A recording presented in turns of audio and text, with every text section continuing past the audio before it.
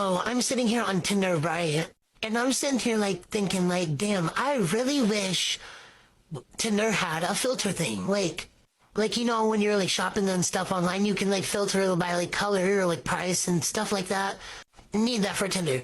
Cause I be scrolling through Tinder like, this person's too ugly, like, this person's like too short, this person's not like interested in the same things. Like, it's just not. I literally have an easier time finding stuff on Google. So, like, if Tinder could make a filter thing, like, I'm totally, like, into brown hair, not blonde. I like me some light skins because I've learned that white dudes are just a no-go. That's not the route we go. Someone who likes kids, someone who wants a family, a relationship, someone who could communicate, like, all these things. I just want a relationship, not these games.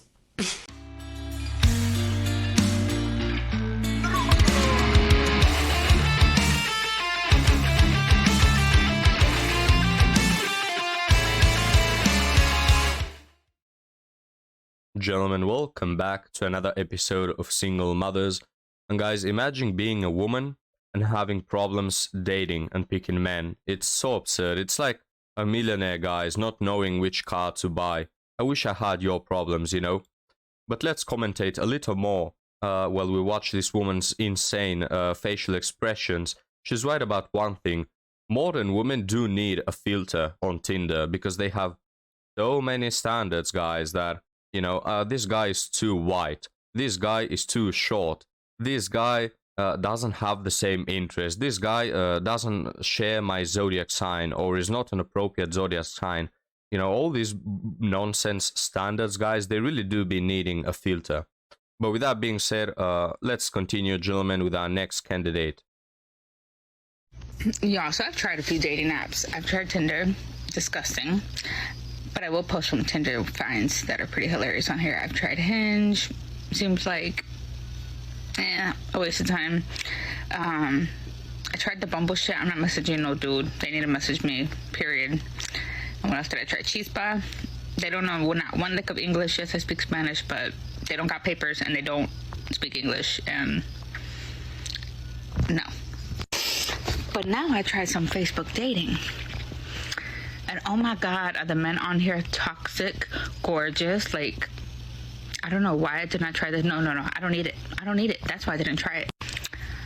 But damn, if you want to find some fine ass dudes, gorgeous men, Facebook dating is definitely where it's at. And they look so toxic, but you know what? I can't judge a book by its cover, right? I gotta give it a shot. You're not gonna. What makes you think that that gorgeous man that is probably a chat and is a player is gonna commit to you? Of course he's not. He may have his fun, but he won't commit, and this woman knows it. But yet somehow, guys, then we always get the TikToks of he played me. Every woman you see that says he played me, he manipulated me. He was toxic, but I didn't know it. No, of course they did. They always know what they get into. They just don't care about the consequences as long as they have some time and some attention from Chad. Shot. 3 things I have learned while dating as a single mother in particular. 1, Snapchat is safer than giving your mobile number out. So if I say to you, do you have Snapchat? It's not because I want to see unsolicited pics. It's because I have children on my Instagram, so I'm not giving you that. My mobile number is sacred. I've had it since I was 13. I'm not about to change it when your ass goes crazy. And it's happened. What else? 2, trust your motherly instincts. We have been following these for the last however long. We need to stop ignoring them when we start dating again. Follow them because your gut knows. Your mama gut, she knows. Listen to her. Listen to your friend's mama gut. She knows more. And 3, I love it when people make a decision. And this goes in multiple different ways. But this one in particular is about food. Oh, what do you want to eat? I don't know. I've just spent the entire week making decisions for me and 3 little people. Can you please just tell me what I need to eat for dinner? Okay. Oh, hey girl, I'm picking you up. We're going to go get KFC. Perfect. Let's go. Shocker, gentlemen, women like men who are decisive and know what they want. Yet at the same time, when men make other decisions that they don't like, suddenly they are modern and independent. It's the double standards, guys. They want you to be decisive and, lead when they feel like it. But when they don't feel like it, they will blame you for the same thing, Also, she mentioned Snapchat. Now, I cannot stress how big of a red flag it is for any woman over a certain age to have Snapchat. And they always mention, guys, they always whine, they sent me dick pics. Okay, then just don't be there. If you're gonna whine every day, if every day you get 10 dick pics that you don't like, unsolicited, why are you there in the first place? It's not gonna change. Because they like it, gentlemen. I mean, that's what gets me every time. They will be out here whining about it, but at the same time, they make the decision to stay. They make the decision to continue on that app that they've experienced. It leads into nothing, and it's just dick pics and attention from randoms. But they like it, gentlemen. I mean, this is the thing with women. You have to look at their actions, not what they say.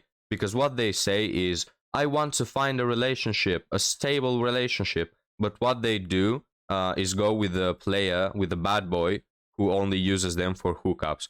What they say is, all these men so annoying with their dick pics, DMing me, wanting something from me. It's so annoying. Yet at the same time, they like it and they, consciously try to get more attention.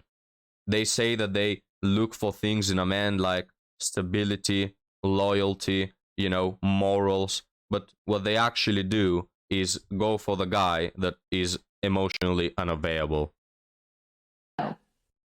Story time.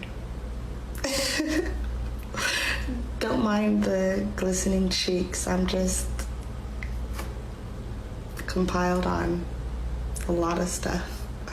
You ever have a Tinder date and it goes horribly wrong, but it's in you and it's not on you, so everything turns out fine anyways? Kind of what happened to me. Well, let's just say a family member had guaranteed they would watch my kids for me because I asked them ahead of time. But last minute, they said that they was going to have somebody tag along that I didn't know and that they barely knew. And I'm like, all right, well, I'll just cancel my date. Don't worry about it. But, I guess they, felt bad or whatever. So they said I could reschedule for the next day. So I did. And we had a reservation, and because I'm broke as starting over, didn't save none of my money. And I'm broke. I can't work a job because my kids can't go to daycare just because certain things have happened and it's no go. I'm building up my sacred horror podcast, and I'm also building up my sound bowl healing. So it's a lot right now. I'm working on a lot, but I'm broke. So I needed this certain family member to, get some glue so I could wear these lashes and some nail polish so I could look cute for my date. And they were so nice. They said they were going to come at 5-ish, but they didn't. They got there more like 6:30, and my date was in Scottsdale at 7:30. And 6:30 to be there at 7, it wasn't enough time for me to be ready and make my reservation on time at all. So, I had to tell the gentleman that, cancel the reservation. He couldn't get a later one. So, of course, he sent me an Uber. I'm not a dummy. I had him send the Uber from across from where I lived, so he didn't know my address. So he sends me an Uber. I get there. I'm on the way. He's like, I'll be 20 minutes late. I'm like, oh, great.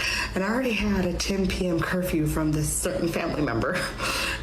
10:30, I think, because they was late. And I'm like, you stretch it a little bit. This is literally my first date since my kid's father, from someone who's not a paying client. Because I've been on some nice dates with some paying clients, okay? But anyhow, he doesn't show up. 25 minutes later, I'm like, all right, I'm going home. So I'm on the corner, broke as hell. I'm not having a way home. It's just my family member's not answering the phone. So I'm just looking really cute, really classy. And this certain little bald-headed Hispanic man pops up, and he's my little Captain Save a Goddess. We talk, we meet. I only have 10 minutes to go get a drink with him, and he gets me an Uber home. Guys, the TikTok ends right here. And what can I say, gentlemen? I had some thoughts to comment on this, but then I totally lost it. You know, if I have to be honest, guys, listening to women like this talk for more than 20 seconds gives me a headache. Just their way of thinking, man. Like she mentioned she is broke, and then she was talking about nail polish and like some makeup, some fake eyelashes.